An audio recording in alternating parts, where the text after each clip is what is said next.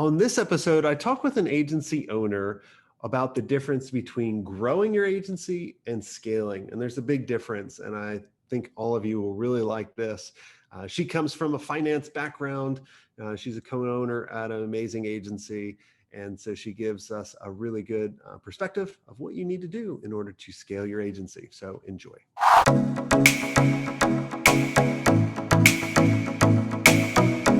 Hey, welcome to the show. Hi, nice to be here. Yeah, I'm excited to have you on and tell your guys' story. So tell us who you are and what do you do? Yeah, so we are PrograMetrix. We are a programmatic media buying agency. And programmatic is such one of those terms that is a little bit confusing to people, but it's really just simply the automated buying of ad space. So think about Hulu, the commercials you see on Hulu or Spotify, or even those display ads you see on Forbes.com. And I am a partner here at the agency, and I have a background in finance and operations. And I know we're going to be talking about niching today, which is very important. And my career path has been a little bit of a niche as well.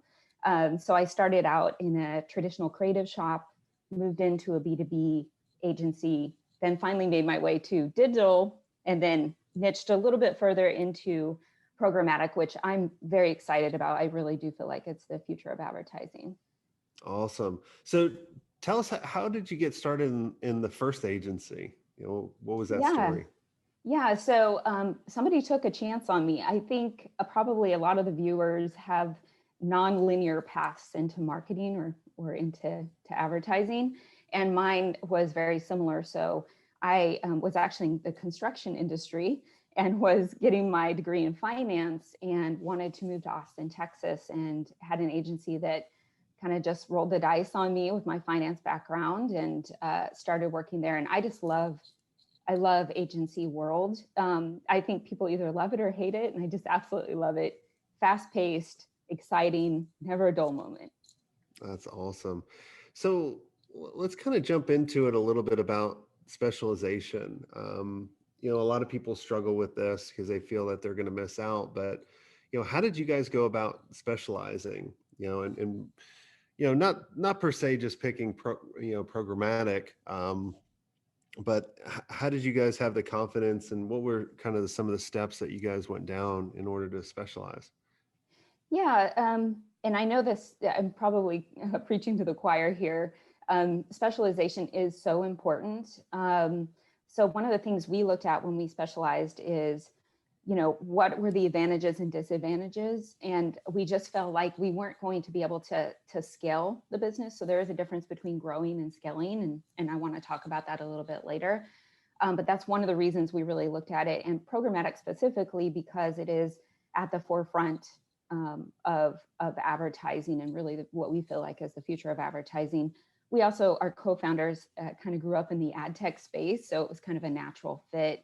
But I think there was a year there where we kind of experimented with the whole full service and it just wasn't working out. So what we found is that it is very counterintuitive that people think, oh, I want to capture this revenue going out the door, and I don't want to let it go. But what they don't realize is it really hurts their business. You cannot deliver at a high level to your clients, so you're hurting your reputation by taking on work that you're just not specialized for.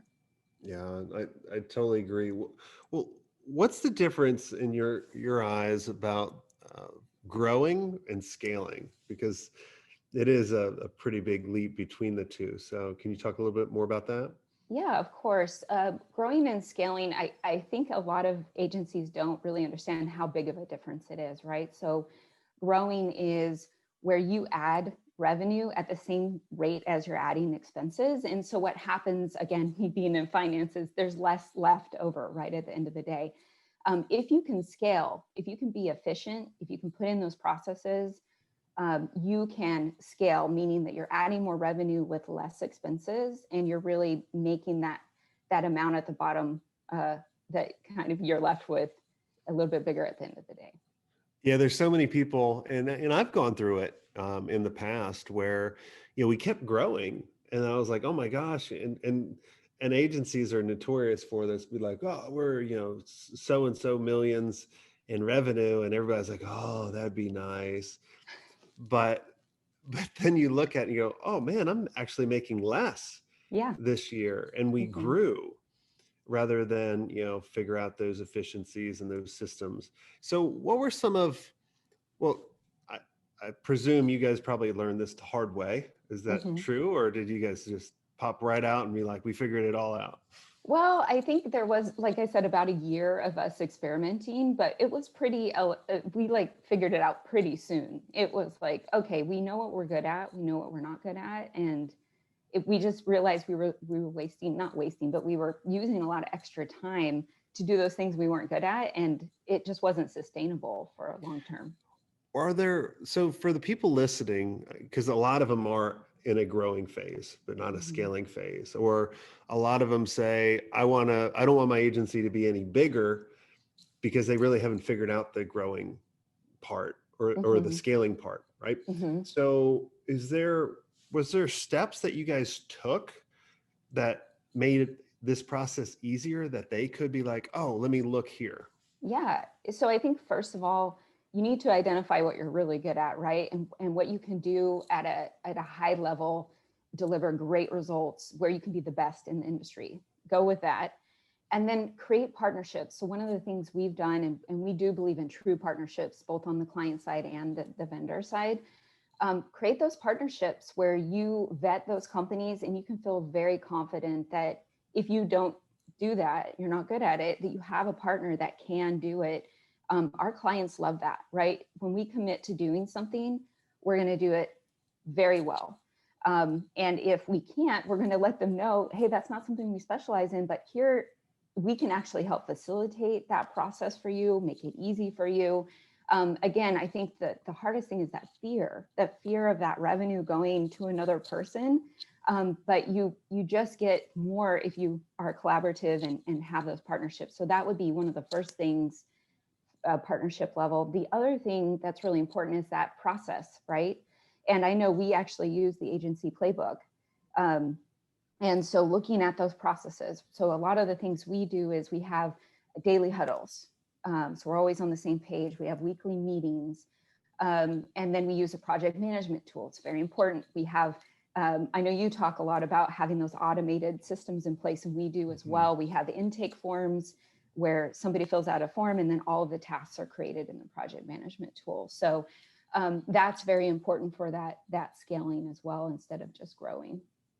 Yeah, no, I love that. I mean, it's the little things that you do, and you Mm-hmm. gotta. A lot of us, as we're trying to scale the agency, we just look at kind of the shiny red objects, and Mm-hmm. we think, well, the cure or the end all be all is just get more revenue in the door and sell more. Mm-hmm. But it's, if you don't have the right foundation, kind of like when you guys probably jumped in the playbook, got a video from me being like, hey, focus on the first three systems, these are Mm-hmm. the most important, and then you can go on to all the other ones, because we all jump to prospecting and sales and think that's it, or we don't even think about kind of the delivery part. What were some of the other efficiencies that, or processes that you guys put in place to make you guys more efficient?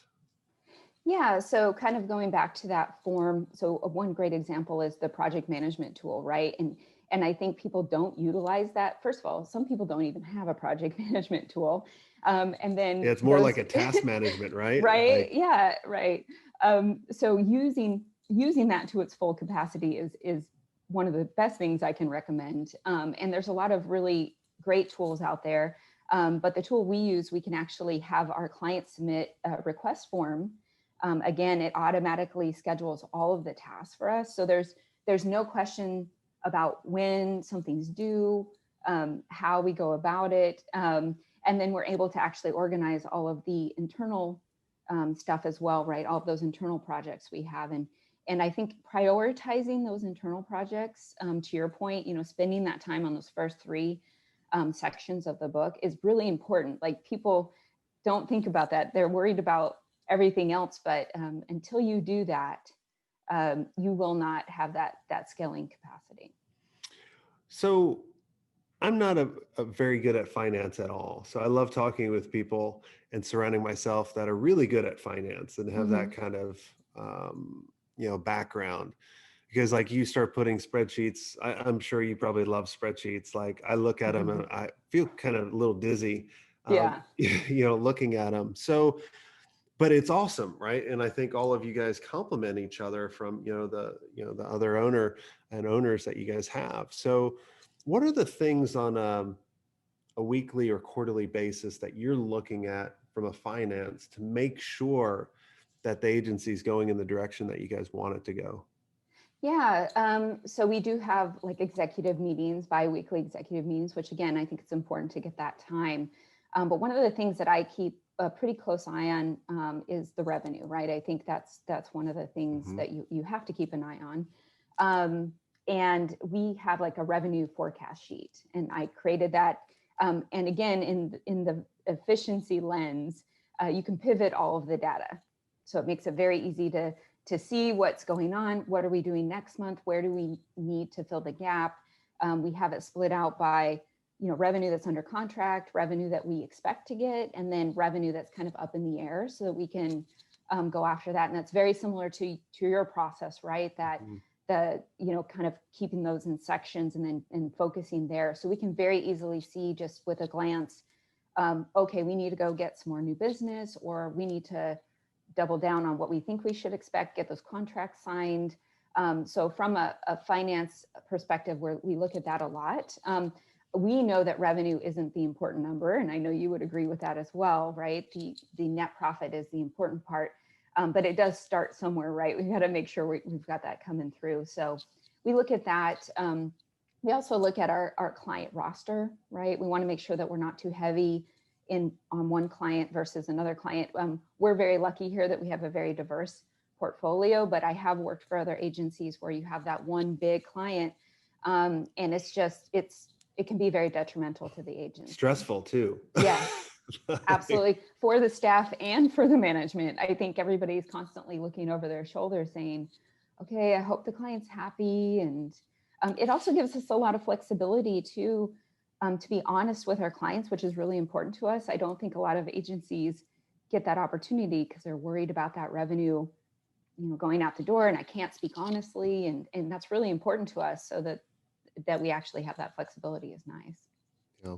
What I love that you're not, there's so many people that they do their budgeting of kind of looking at their bank account.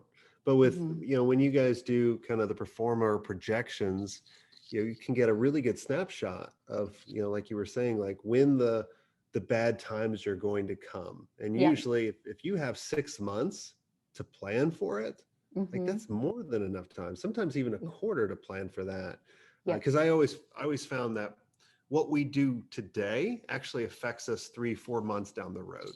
Yep. Uh, so if you're looking at your pipeline and it dried up, the next quarter is going to be hard to start. Yep. Yep. Yep. And I think that's a great point, and something that we, do very well is keeping an eye on that. And what I always say is, because I know there's a lot of philosophies out there and people really care about cash, which you need to be concerned about cash, don't get me wrong. But I always say that your P&L or your pro forma it's the canary in the coal mine, right? It's going to tell you what is happening.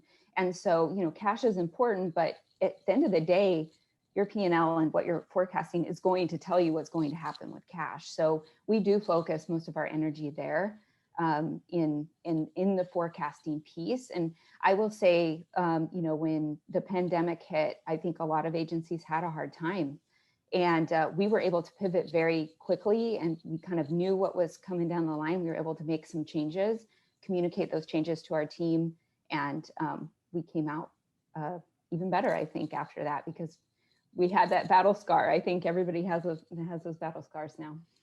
Yeah, I think I saw a huge dip for a month, like in March Yep. for everybody, Yep. where it was so new. Everybody was panicking. Everybody was stopping their marketing, which I always love that quote of Thomas Edison is like, or was it Thomas or no, Henry Ford. He was like, stopping your marketing is like stopping your watch to save time. Yeah. Uh, and then people were like, oh, well, stopping marketing is the dumbest thing, because especially digital marketing, because we need to reach our people, but we're not able to right now. And so Yeah. I've seen so many agencies like yourself have such huge growth, through such a hard time, for certain businesses, because, we offer a unique solution. They're Hmm. kind of the frontline people for business. I'm not taking anything away from the doctors or nurses or the first responders and that, but, for business, like, all agencies are really kind of that first responder. So Yeah. it's exciting to see what, people are able to do and really create. What if an agency's listening right now, since you've been, worked with a number of different agencies, Hmm. and you own, part owner of this agency, what's a good margin that you guys are shooting for, or that you think people should shoot for in the agency space? Yeah, that's a great question. What I would say is it kind of depends on what you're focusing on, right? If you're a creative shop, I think your margins are going to be a little bit lower. If you're just doing digital advertising, specifically social and Google, I think your margins are going to be a little bit lower, because again, that tends to be more commoditized. And you have to try a lot harder to be kind of out in front, right, of the pack. But if you are able to niche, again, this is the whole part about niching. If you're able to really niche, you should be able to get those margins close to 25, at a minimum 25%, is what I would say. But if you're not niching, you're probably at the 10% range. That's the importance of niching. So I think, you have to stop looking at the revenue going out the door and think about the ability to really to get those net profits up. Yeah, I mean, when you have that specialization, like, this weekend, my poor son was playing flag football and, snapped his shoulder. Oh, And geez. so, we're not going to go to a generalist, Yep. right? Like, Yeah. literally. And it's the same thing. Like, we're going to go to a specialist. He's there, literally right there, right now, going to a specialist to figure out what we need to do. And, they make a ton of money Mhm. because they are the specialist, because they know that one craft better than everyone else. It was like, oh yeah, your temperature's high, take this and call me in the morning. Mhm. And that's what I tell agencies all the time. And they fight it for so long. And then once they make that decision, they're like, why did I wait so long? But I think it's a Mhm. process that you have to go through. It's, and it takes some people a decade, sometimes Yep. longer, sometimes Mhm. years, months. You Yep. never know. So, well, let's switch focus and kind of wrap up a little bit about, and I love to interview women on the show, Mhm. especially women owners, because there's far fewer than, than men. Mhm. What do you think that is? That's a great question. I don't know the answer to that question. What I know is that it seems to be getting better. That's what I know. I know there's a 3% conference that happens every year, and that I think has brought some attention to the problem. I am also a part of a group called Together Digital, which is a women's group for digital specifically. So there are some new Yeah. avenues for us, and there's a lot of agency owners there. I don't know the answer to that question. All I know is that I feel like women in general are working on it, right? We're trying to figure out why. We're trying to create those solutions to be more present in Yeah. the space. Yeah, and I see a shift coming, and I get real excited because, more and more the people that we interview are women, and I'm like, this is awesome. Like, and so, that's always really good. So I'm happy for that. Yeah. Is there anything I didn't ask you that you think would benefit the audience? I think we did a really great job today just covering off on just that niching, and I know, again, you and I think very similarly. I just wish I could encourage everybody out there to really take a look, even if you're just want to take a piece of your business and try to niche there and see how it goes. But it's so powerful. and you can be doing so much more with your agency if you could pick a lane, stick to it, and you will see those revenues go up. Well, you'll see the bottom line go up, really, and that's the most important part. Yeah, you got to commit to it for a while, and Yeah. and I always tell people, I'm like, look, as soon as you pick a specialization or a niche, whichever you want, you'll still get work outside of that. Yes. It's just you're marketing to that particular, Exactly. audience, and you know them better than they know themselves. So they're going to listen to you, and then you really stop being that commodity or that Me Too agency I always tell everybody about. They're have a problem, they come to you to solve it. It's kind of like that vanilla ice song. You got a problem, I'll solve it. But well, awesome. So you guys don't want to hear me sing, obviously. What's the website address that everybody can go and check the agency out? Yeah, it's PrograMetrix.com, and definitely check us out on LinkedIn. We have a ton of marketing content out there, even some things that you can use to learn and even go back to your clients with too. Awesome. Well, thanks for coming on the show. And if you guys enjoyed this episode and you want to be surrounded by amazing agency owners, where they can see the things that you might not be able to see, that can challenge you, to hold you accountable, have fun with, I want to invite all of you to go to digitalagencyelite.com. This is our exclusive mastermind for agency owners that are really they want to grow and scale faster. And they want to do it with a group that understands and empathizes with them and likes to have fun. So go to digitalagencyelite.com. And until next time, have a swank day.